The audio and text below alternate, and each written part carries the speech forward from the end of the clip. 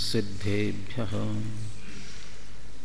नमो अर्हन्ताणं नमो सिद्धाणं नमो आयरीयाणं नमो वज्झायाणं नमो लोये सौवसाहुणं मंगलं भगवान् वीरो मंगलं गौतमो गणि मंगलं कुन्दकुन्दाद्यो जैनधर्मोऽस्तु मंगलम् सर्वमंगलमांगल्यं सर्वकल्याणकारकं प्रधानं सर्वधर्माणां जैनं जयतु शासनं वन्दितु सर्वसिद्धे ध्रुवमचलमणोवमं गदिं पत्ते वोच्छामि समय पाहुड नमो सुध केवली भणिदम् नमः समय साराय स्वानुभूत्या चकासते चित्स्वभावाय भावाय सर्वभावान्तरच्छिदे देहादिक से भिन्न जो पर्यायों से पार ज्ञान स्वभावी आत्मा दे आनंद अपार।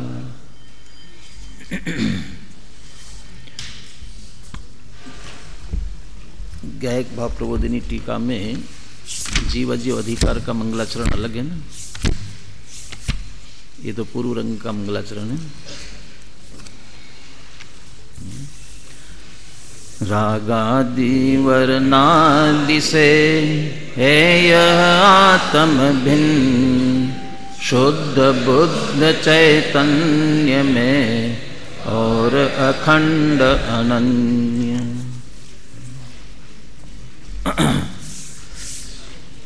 समय सार परमागम श्री ऋषभ कुमार मंगलाचरण हो गया है। आप लेट आए हैं इसका मतलब मंगलाचरण नहीं हुआ ऐसा थोड़ी है। आपके लिए रुकेंगे क्या? वो ऋषभ भगवान भी नहीं रुके होंगे भरत चक्रवर्ती के लिए।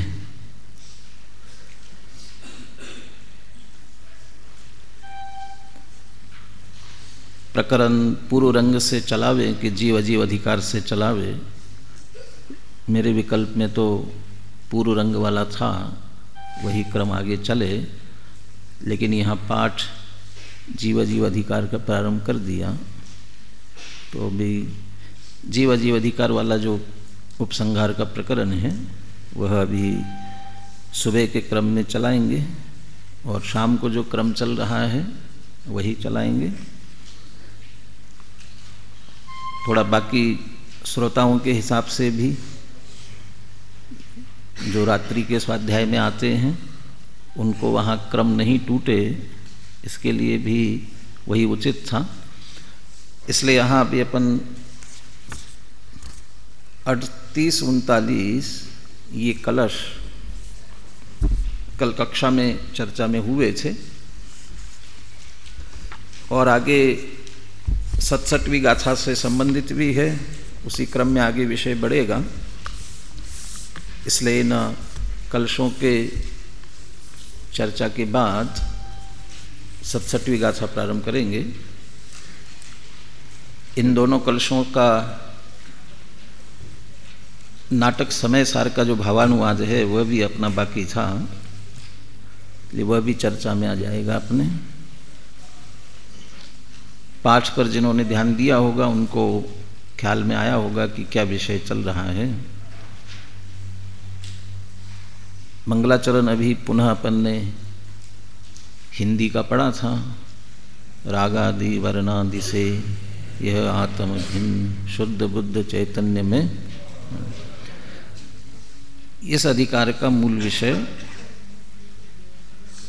अजीव से जीव की भिन्नता, परंतु कौन अजीव? धर्म अधर्म आकाश काल ये भी अजीव है, परंतु इन अजीवों में मैं जीव हूँ या मेरे हैं ऐसी मान्यता जीव की नहीं होती, इसलिए उनके संदर्भ में चर्चा की आवश्यकता नहीं है। जीव अजीव की भिन्नता जहाँ भी आती है, जीव अजीव तत्व की विपरीतता की बात आती हो, वहाँ पर मुख्य रूप से तो वर्णादि, चूँकि वहाँ जब 7 तत्वों की विपरीतता की बात आती है तो रागादि आश्रव तत्वों में चले जाते हैं। लेकिन यहाँ अजीव से भिन्नता की बात के अंतर्गत भेद विज्ञान, पूर्ण भेद विज्ञान की बात है एक तरह से, इसलिए रागादि और वर्णादि इनसे भेद विज्ञान की बात चल रही है। वर्णादि रागादि ये अजीव अधिकार में चर्चा कर रहे हैं, तो पहले इनको अजीव सिद्ध करना पड़ेगा, तो इसलिए इनको अजीव सिद्ध किया। पुद्गल के कारण होने से इन सबको ही अजीव कह दिया। फिर ये शंका खड़ी की थी कि जिनवानी में इनको जीव का कह दिया जाता है तो व्यवहार मात्र है। उसी संदर्भ में और अधिक पीछे न जाते हुए, तो वहाँ फिर तन्मयता का भी प्रश्न ले लिया। तादात्म्य लक्षण नहीं है, तादात्म्य मानेंगे तो क्या आपत्ति आएगी, ये सारी चर्चाएं हुई। अभी जो विगत 65-66 दो गाथाएं पूर्ण हुई है, उनमें वे अजीव है इसके लिए तर्क दिया था कि वर्णादि वे सभी नाम कर्म के उदय से होने वाले परिणाम है, इसलिए उनका करण साधन नाम कर्म है। तो कर्म और करण में निश्चय से एकत्व होता है, अभिन्नता होती है, अभेद होते हैं। कर्म करण दोनों अभेद होते हैं निश्चय से, इसलिए जिससे जो बने वो वही होता है। चूंकि ये वर्णादि नाम कर्म से बने, नाम कर्म पुद्गल की प्रकृतियां हैं, पुद्गल है, और उससे ये बने हैं, उससे उसके कारण उसके करण साधन होने पर बने हैं, इसलिए वे भी पुद्गल हैं। इसी के उपसंहार में 2 कलश थे, कलश नंबर 38 और 39। इसमें भी उदाहरण सहित इसी बात की सिद्धि कर रहे हैं। आप बोलिए 38-39 कलश और उनका पद्यानुवाद दोनों बोलिए।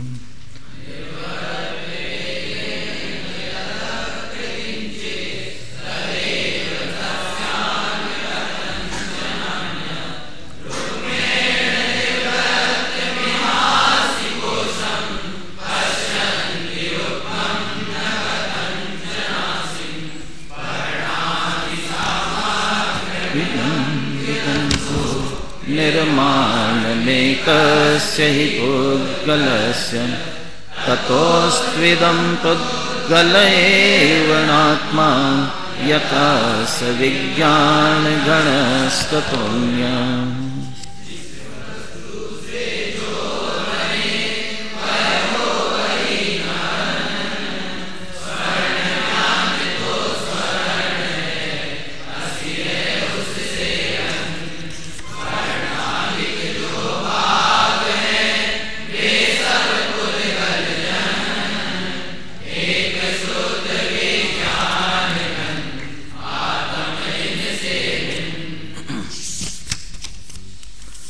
जिस वस्तु से जो बने वह हो, वही न अन्य। स्वर्ण म्यान तो स्वर्ण है, असी है उससे अन्य।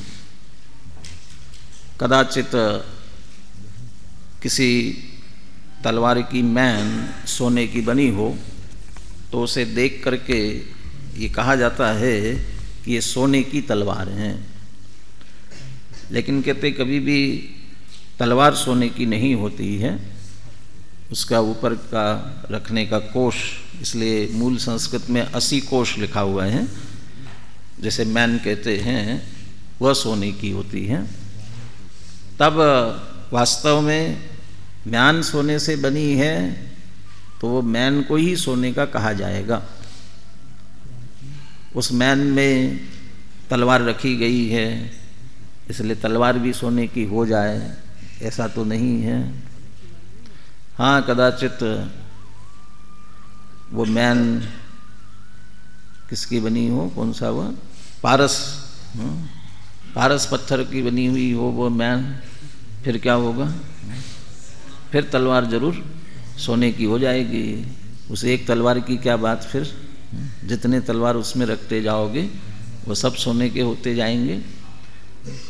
लेकिन उसके बाद भी वो तलवारें सोने की तो होती जाएंगी, लेकिन फिर भी मैन तो पारस का ही रहेगा, वे तलवार पारस की नहीं हो पाएंगी, वो तलवार पारस रूप नहीं होंगी, सोने रूप हो जाए निमित्त नैमित्तिक संबंध से भले ही। परंतु यहाँ तो ये कह रहे जब मैन सोने से बनी है तो वो सोनमय हो सकती है, क्योंकि सोने से बनी हुई है, उसका कारण सोना है, इसलिए वो सोने की है। लेकिन उसके अंदर रहने वाली तलवार लोहे से बनी है तो लोहमय होगी, वह स्वर्ण में नहीं हो सकती, वो उससे भिन्न है। वैसे ही ये बाहर जो दिखाई दे रहा है जिसमें चैतन्य स्वरूप आत्मा रहता है, ऐसी देह, इसका जो वर्ण दिखाई दे रहा है, तीर्थंकरों की भी वर्ण है ना, आपके पीछे पूर्व रंग में आएगी अभी 26-27 गाथा से लेकर के चर्चा, ये उनके भी वर्ण हैं हरेक के, 2 गोरे 2 सावले 2 हरियल 2 लाल और शेष कंचन वर्ण है, मैं वंदु तिहु काल। तो ये जो वर्ण है ये किसका, ये कहते बाहर से जो दिखाई दे रही देह उसका है, उसका तो है, लेकिन वो है क्या कि पुद्गल है। ये क्यों, क्योंकि वह पुद्गल कर्म के उदय से बने हुए हैं, नाम कर्म की प्रकृति से बने हुए हैं, और नाम कर्म की प्रकृति पुद्गल उससे बने, इसलिए वे वर्णादि भी पुद्गल हैं।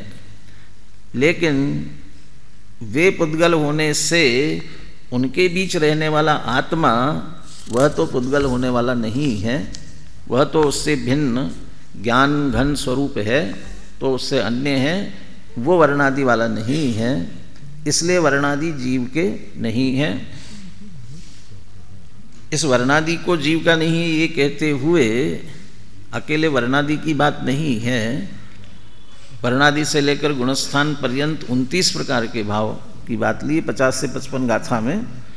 तो उनमें से जो नामकर्म के उदय में होने वाले भाव है उन 29 में से उन सबको इसमें लिया, और उसमें मुख्यतः एकेंद्रिय आदि जाति की लेते हुए, ये चूँकि पर्याप्त अपर्याप्त आदि ये जो सारी नामकर्म की प्रकृतियां हैं, नामकर्म की प्रकृतियों से होते हैं जीव समास, इसलिए उनको भी अजीव सिद्ध किया।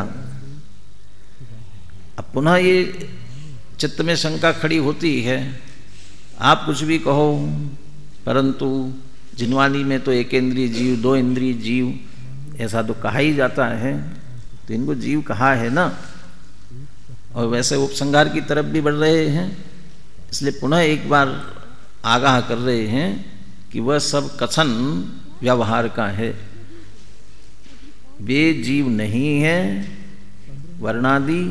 अभी वर्णादि की मुख्यता से बात है, और आगे चल करके रागादि की बात लेने वाले हैं, अगली 68वीं गाथा में रागादि की बात भी लेंगे।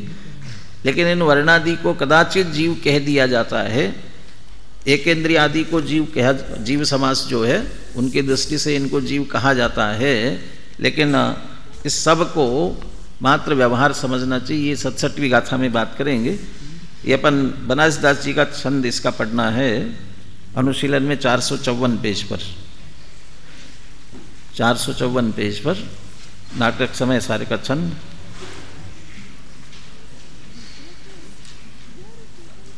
बोलिए सभी एक साथ।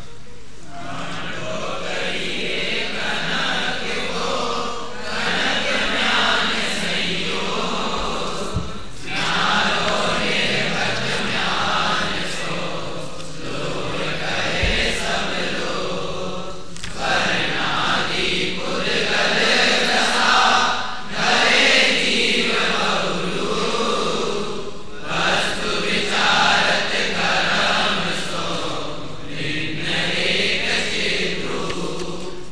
वैसे तो मूल श्लोक में इतना ही कहा कि सोने से यदि मैन बनी हुई है तो उस मैन को ही सोने का कहते हैं, तलवार को नहीं। परंतु बनारस दास ये कह रहे हैं कि नहीं, लोक व्यवहार में ऐसा कहा जाता है। यदि वह खांडो कहिए कनक को, खांडो, तो खांडो माने भी यहाँ तलवार ही है, वह तलवार को कनक को कहिए सोने की कहा जाता है। खड़ग बोलते ना, खड़ग, इसलिए खांडो माने वो तलवार सोने की है ऐसा कहा जाता है। कनक म्यान संयोग, चूंकि वह सोने के बने हुए म्यान में रखी हुई इसलिए तलवार को भी कदाचित सोने की कहा जाता है। न्यारो निरखत म्यान सो, लेकिन यदि तलवार को म्यान से भिन्न देखा जाए तो वह कैसी है? लोह कहे सब लोग, फिर तो तलवार को लोह की कहा जाएगा। म्यान के संयोग में देखेंगे, म्यान को मुख्य करके देखेंगे, क्योंकि म्यान सोने की है तो तलवार को भी सोने की कह देते हैं, उसे मुख्य करते हैं। तो म्यान और तलवार के संयोग रूप अवस्था को मुख्य करते हैं तो तलवार को भी सोने की कह दिया जाता है। परंतु दोनों को भिन्न भिन्न संयोग नहीं देखना है, दोनों को भिन्न भिन्न, चाहे वह म्यान में रखी हुई हो, चाहे म्यान से बाहर अलग रखी हुई हो, निकली हुई हो, दोनों अवस्था में भी यदि किसी से भी पूछा जाए ये सोने की तलवार है, हम तो तलवार की बात पूछ रहे हैं, म्यान की नहीं पूछ रहे हैं, इसी म्यान में रखी हुई तलवार किसकी है? तो कहे लोग, लोह कहे सब लोग, तो सब लोग यही कहेंगे कि लोहे की है। वो बाहर निकाल करके दिखाई जाए तभी उसे लोहे की कहे, ऐसा नहीं है। उसमें रखी हुई होने पर भी चूंकि अकेले उससे भिन्न तलवार को देखेंगे तो उसे लोहे की ही कहते हैं सभी। और वैसे ही वर्णादि पुद्गल दशा धरे जीव बहुरूप, ऐसे ही जीव भी कर्म के संयोग से होने वाले शरीर आदि और उनके वर्णादि, इनके संयोग में अनेक प्रकार की दशाएं धारण करता है। तो चूंकि वहाँ जीव समास की भी बात थी तो वो 14 प्रकार की जीव समास, तो उतनी अवस्थाएं संसार दशा में जीव धारण करता है। और वहाँ एक एक में वर्णादि की कितनी भिन्नता होती है। एकेंद्रीय में कल्पना करो और एकेंद्रीय में वनस्पति में ही कल्पना करो, उस वनस्पति में कितने प्रकार के वर्ण, ये जितने फूल पत्तियाँ विविध रंग बिरंगी सब दिखाई देती हैं। और साथ में रस संदर्भ में भी आपको ध्यान में आता है, जितने वनस्पति है उनके रस खट्टे मीठे कड़वे चरपरे कसायले सब तरह के उन वनस्पतियों में दिखाई देते हैं। ये सब बहुभेष, ये जीव इस प्रकार के बहुत से भेष इनके कारण से, इनके संयोग से धारण करता है। और इनके संयोग से धारण करने के कारण उसे भी ऐसा कह दिया जाता है। वर्णादि के संदर्भ में जैसे ये तीर्थंकरों पर भी घटित किया, किस तीर्थंकर का कौन सा वर्ण है, तो ये सब संयोग में ऐसा कह दिया जाता है। परंतु वस्तु विचारत, अब उसमें मात्र जीव द्रव्य का विचार किया जाए, भले वहाँ उस समय उस देह में रह रहा हो, वो वर्णादि के संयोग में रह रहा हो, तब भी जीव द्रव्य मात्र का विचार किया जाए तो वह कैसा है? ये सब कर्म जिन प्रकृतियों से हुए वे भी कर्म, और जो प्रकट हुआ वो भी नो कर्म। तो उसके बीच रहने वाला जो जीव है वह कर्म सो भिन्न एक चिद्रूप, उस जीव द्रव्य का द्रव्य रूप से विचार करते हैं तो वह तो चैतन्य रूप है और उससे भिन्न ही है। तो जब ऐसा भिन्न है तो फिर वो जीव क्यों कहते हैं, उनको जीविका क्यों कहते हैं? जिनवानी में भी कह देते हैं। और उसी बात के लिए 67वीं गाथा है आगे, और इसी का निमित्त लेकर के अमृतचंद्र आचार्य टीका में ऐसे व्यवहार क्यों कहा जाता है इसकी भी चर्चा करते हैं, और इस टीका के पश्चात जो श्लोक लेते हैं मूल गाथा में, मूल टीका में भी लिया है, जो व्यवहार के लिए प्रसिद्ध उदाहरण है। व्यवहार को समझाने के लिए हमेशा प्रसिद्ध उदाहरण दिया जाता है घी का घड़ा। वो उदाहरण इसी 67वीं गाथा की टीका में ही आया हुआ है। इसकी उत्थानिका 67वीं गाथा की शेषम अन्यत व्यवहार मात्रम, ये कुछ जीव है नहीं वास्तव में, फिर भी जीव कहना, कदाचित जिनवानी में भी कहा गया हो तब भी उसको क्या समझ लेना कि बाकी सब व्यवहार है नहीं, जीव है नहीं, फिर भी कहा जाता है वो मात्र व्यवहार है। और कैसा व्यवहार वो उदाहरण सहित टीका में स्पष्ट करेंगे। 67वीं गाथा। पज्जत्ता पज्जत्ता जे सुहमा बादराय जे चेव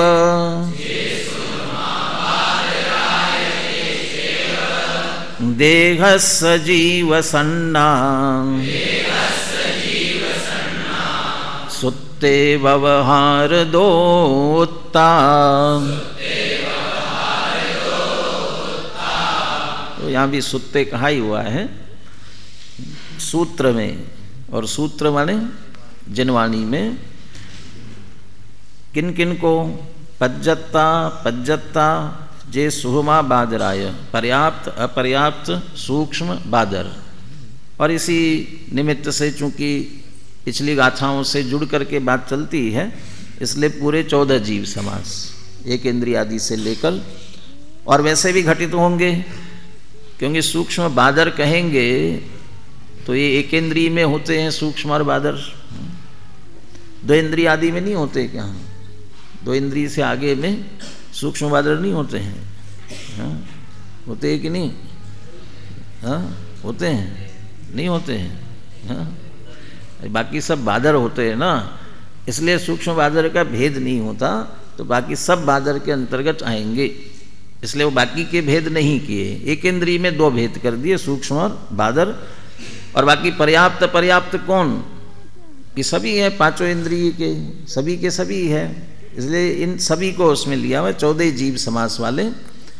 तो ये जितने भी कहे जाएं, चाहे सूक्ष्म कहो, चाहे बादर कहो, चाहे एक इंद्रिय कहो, 2 इंद्रिय आदि कहो, ये सभी देहस्य जीव सन्ना, ये देह की ही संज्ञा है वास्तव में, और फिर भी वो जीव को लगा दी गई। एक इंद्रिय जीव, ये कौन सा जीव है? एक इंद्रिय। तो जीव को एक इंद्रिय ऐसी संज्ञा दी गई, तो ये जो संज्ञा दी गई है वो है किसकी? कि देह की है, लेकिन दी किसको दी? जीव को। तो देहस्य है देह की, और वह जीव की कही जा रही है। तो देहस्य जीव सन्ना, और कहाँ की सूत्र में, लेकिन किससे? कि व्यवहार दो, व्यवहार से ही कहा गया है, वास्तव में उसे निश्चय से मत समझ लेना। तो पुनः पुनः हम जो निषेध कर रहे हैं वो निश्चय की अपेक्षा कर रहे हैं, और जिनवाणी में भी कह दिया गया हो तो भी उसे व्यवहार से समझ लेना, वास्तव में मत मान लेना। और वो व्यवहार कितना स्थूल है, जिनवाणी में कहने पर भी स्थूल है। यानी जिनवाणी ने कह दिया इसलिए यथार्थ ही है, ऐसा नहीं है, यथार्थ है ना, लेकिन किसकी अपेक्षा? व्यवहार की अपेक्षा से है। इसलिए टोडरमल जी ने बहुत बारीकी से इस बात को स्पष्ट किया। जिनवाणी के नए हैं तो एक नए को माने और एक नए को छोड़े, ऐसा तो हो नहीं सकता। तो व्यवहार नए को मानना कि नहीं मानना? तुमने कहा मानना व्यवहार नए को, लेकिन क्या मानना? कि व्यवहार नहीं मानना। तो वही तो कह रहे कि व्यवहार नहीं मानना। सामने वाला भी ये कहता है, हम भी तो कह रहे कि व्यवहार नहीं मानना, उत्तर देने वाले भी कहते हैं कि व्यवहार नहीं मानना। और दोनों में अंतर कितना है? दोनों में तो ऐसा लग रहा है कि सामने वाला कह रहे कि हमारा समाधान हो गया। वर्णादि को जीव का कहना ये व्यवहार है, इसको मानना कि नहीं मानना? तो कहते व्यवहार से मानना, तो सामने वाला खुश हो जाता है कि हाँ मानना ना। तो क्या मानना कि वर्णादि को जीव का मानना, वर्णादि जीव है, शरीर जीव है, ऐसा समझ लेना। लेकिन ये साथ में व्यवहार लगा हुआ है ना, वो उत्तर देने वाले व्यवहार पर जोर दे रहे हैं और समझने वाला वो देह जीव एक है इसको समझ रहा है। व्यवहार लगाते ही व्यवहार से मानना ये कह रहे हैं। तो क्या मानना? व्यवहार किसी को किसी में मिला करके कथन करता है, उपचार से कथन करता है, वह असत्यार्थ अयथार्थ कथन करता है, वो संयोग आदि को देखकर कथन करता है, तात्कालिक प्रयोजन की अपेक्षा से कथन करता है। तो तत्काल प्रयोजन के लिए वैसा स्वीकार करना, परंतु चूंकि व्यवहार ही कहा जा रहा है, इसका अर्थ कोई निश्चय दूसरा है उसके सामने जो व्यवहार कह दिया तब। तो दूसरा क्या है कि निश्चय, और निश्चय क्या है? वो यथार्थ है, सत्यार्थ है, किसी वस्तु किसी में मिलाकर निरूपण नहीं करता है। तो जब ये कहा जाए कि ये जीव है और व्यवहार से कह रहे हैं, इसलिए टोडरमल जी ने बिल्कुल उसका प्रयोजन अभिप्राय ऐसा निकाला स्पष्ट रूप से, ऐसा है नहीं परंतु किसी प्रयोजन से, अभी टीका में आएगी ये बात, किसी प्रयोजन से उपचार से ऐसा कह दिया गया है, ये मानना। तो माना कि नहीं माना? कि मानी ना बात, कि उपचार से प्रयोजन से ऐसा कहा गया है। तो उपचार से प्रयोजन, किसी प्रयोजन से कहा गया है, इसमें ही बात आ गई। जब दूसरी बात लेंगे तो ये बात नहीं ठहरेगी और दूसरी निश्चय की बात आएगी, वो यथार्थ स्वीकार करना पड़ेगी। इसलिए व्यवहार में ये बात अपने आप स्वीकृत हो जाती है। गाथा बुलवाते पुनः। पज्जत्ता पज्जत्ता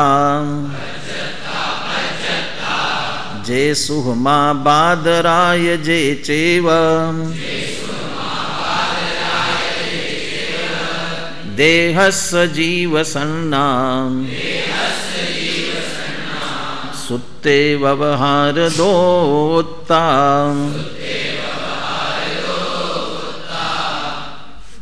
गाथार्थ है इसका।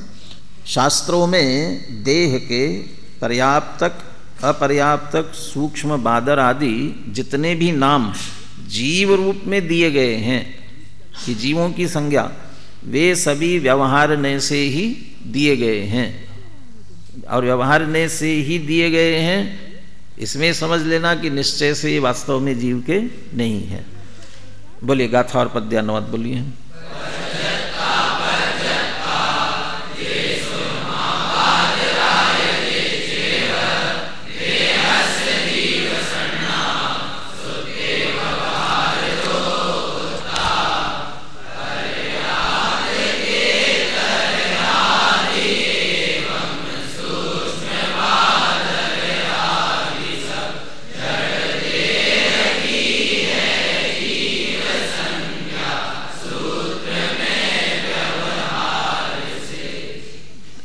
टीका सिर्फ एक उदाहरण और इन्हें व्यवहार से जीव का क्यों कहा वो एक तर्क, बस इतनी बात विशेष है।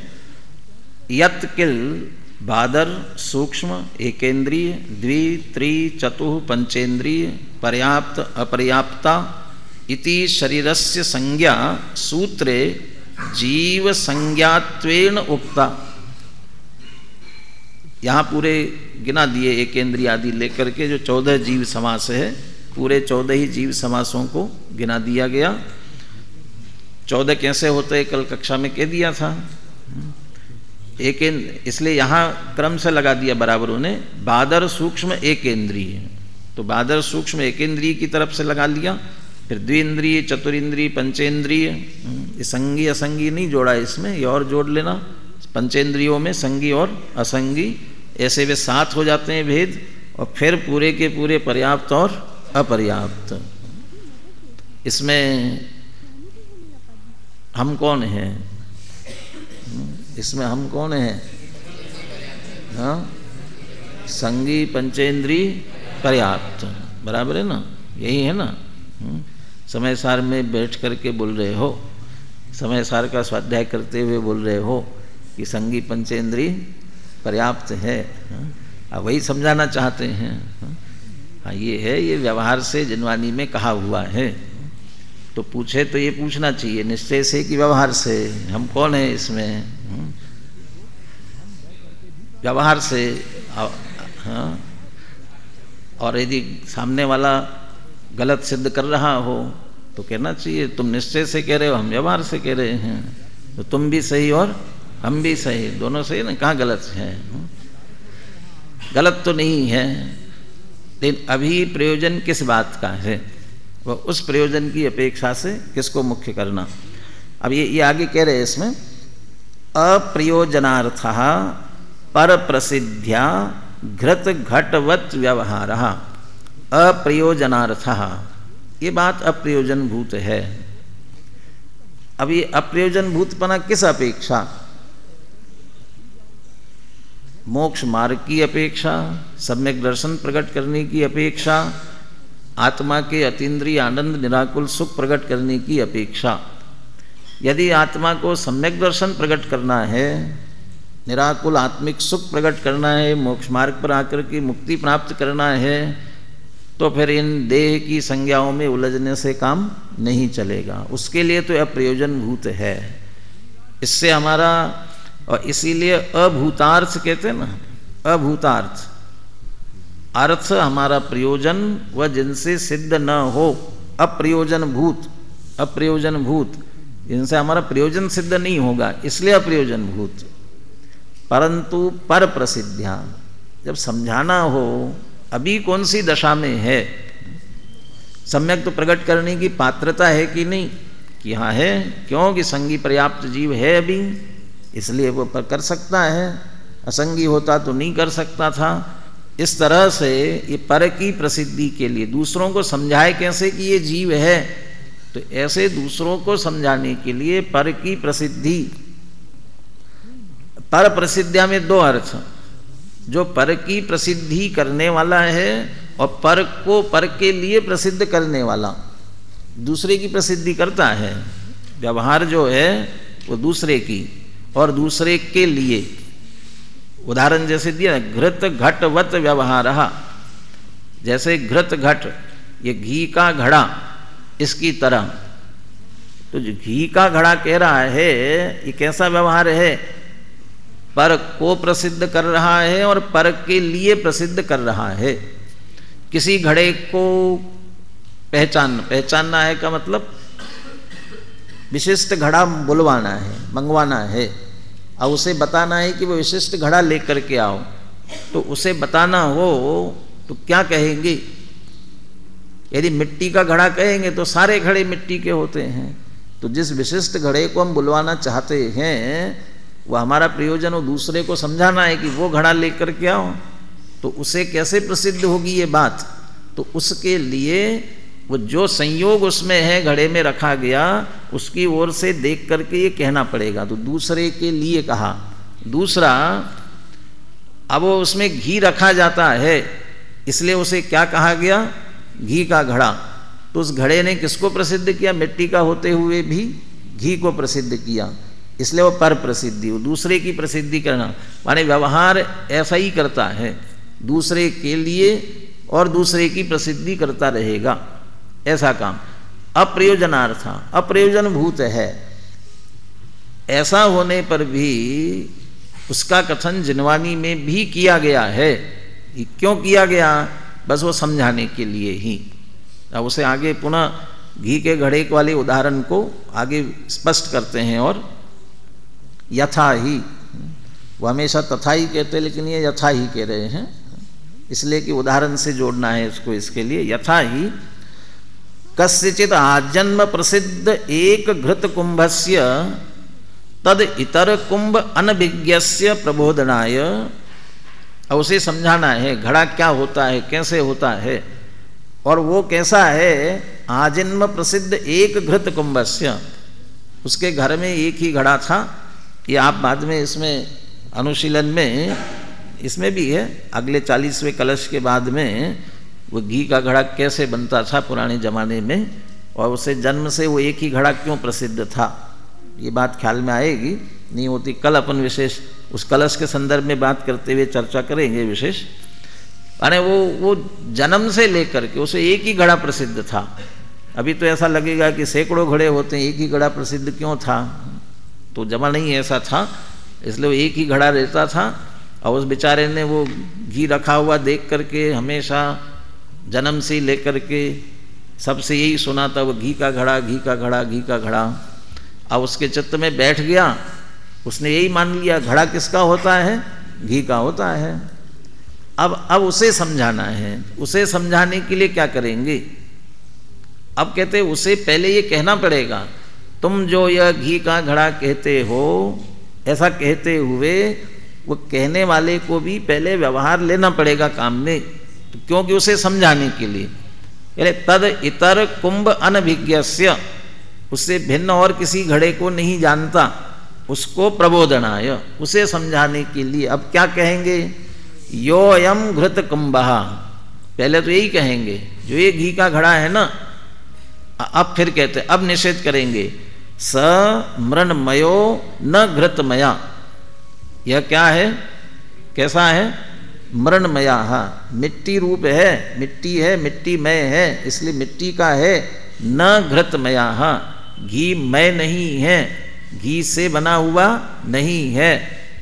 इति तत्प्रसिद्ध्या, इस तरह उसे समझाने के लिए, उसकी प्रसिद्धि के लिए, उसे प्रसिद्ध करने के लिए घृत कुंभ व्यवहारा, कुंभे घृत कुंभ व्यवहारा, मिट्टी से बने हुए घड़े में भी यह घी का घड़ा है, इस प्रकार व्यवहार किया जाता है। अब ऐसे ही व्यवहारी अज्ञानी जीव को समझाना है। क्या समझाना? तथा अस्य अज्ञानिनो लोकस्य आ संसार प्रसिद्ध अशुद्ध जीवस्य, ये अनादि से देह में स्थित तो है ही, राग द्वेष आदि विकारी परिणामों में, इसलिए वो अपने आप को क्या समझता रहा है? देह है सो मैं हूँ, ये रागादि विकारी भाव जो हो रहे वो मैं हूँ।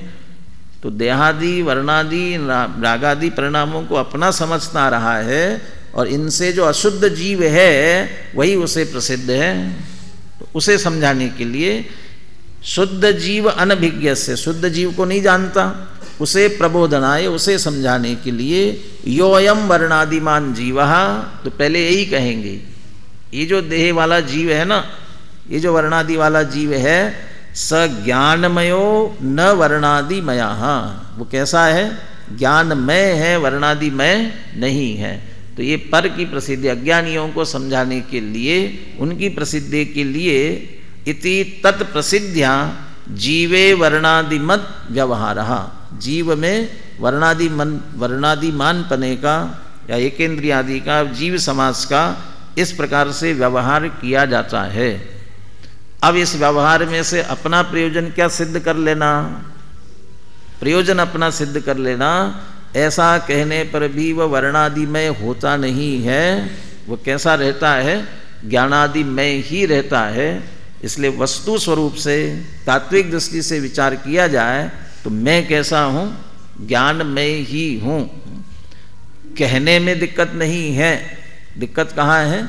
मानने में है। वैसा ही मान लिया तो मिथ्यात्व खड़ा होता है। कहने में व्यवहार है, मानने में मिथ्यात्व है। इसलिए यदि कहने में भी नहीं मानोगे तो मिथ्यात्व हो जाएगा। कहने में हम कहेंगे नहीं, जब हम संगी पंचेंद्रिय है उस समय हम कहेंगे भी नहीं, ऐसा हम कहेंगे नहीं। ये व्यवहार क्यों ऐसा कहे? जब सच्चा यथार्थ सत्यार्थ निश्चय होता है तुम क्यों झूठी बात कहे? ऐसा कह करके कहने में, कथन में भी स्वीकार नहीं करोगे तो मिथ्यात्व हो जाएगा। नहीं तो कहने में क्या दिक्कत? मैंने कहना नहीं मानेंगे तो क्या दिक्कत? व्यवहार तो है ही वो। चूंकि जिनवानी ने व्यवहार से कहा हुआ है, आप जिनवानी की बात नहीं मानते हैं, जिनेंद्र भगवान की बात नहीं मानते हैं, तब तो गृहीत मिथ्यात्व का प्रसंग आ जाएगा। सच्चे देव को आपने नहीं स्वीकार किया, इसलिए जिनवानी में व्यवहार से कहा है तो व्यवहार की बात भी बराबर स्वीकार करना, परंतु अपने प्रयोजन के लिए निश्चय की बात स्वीकार करना और अपने को ज्ञानादिमय ही स्वीकार करना है। ज्ञानादिमय ऐसे जीव को जान करके हम सम्यक्त्व को प्रकट करें। इसी मंगल भावना के साथ अभी की चर्चा अपन पूर्ण करते हैं।